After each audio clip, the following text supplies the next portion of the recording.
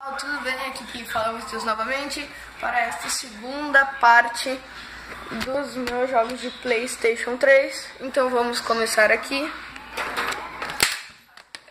Opa, desculpa, foi sem querer pelo barulho. Então, aqui, primeiramente, God of War Collection, que vem o God of War Chains of Olympus e o Ghost of Sparta, que é o God of War da série do PSP, né? Aqui. Bem legal. O Taô adora God of War, vocês não sabem.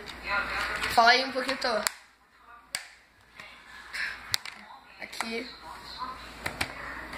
Próximo jogo.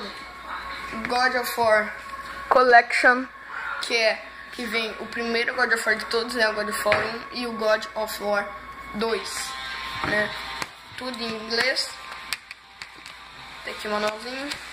E tá aqui a demo do God of War 10, né?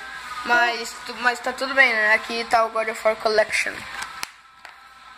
Bom, pessoal, como eu estou fazendo... Meu primo, ele me deu o Deus da Guerra 1, que ele sabia que... Ele sabia que não tava ficando... E na verdade eu não sabia, era de PlayStation 2, eu não jogava muito, mas tudo bem. Então aqui tá o God of War 3, jogo épico, né, nos favoritos, exclusivaço do PlayStation 3. Aqui em português de Portugal, manualzinho, CDzinho, tudo bem. Aqui, God of War Ascension, né?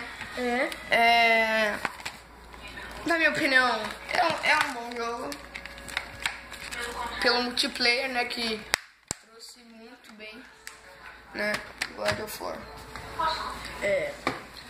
Próximos jogos, Uncharted, minha coleção de Uncharted para o PlayStation 3.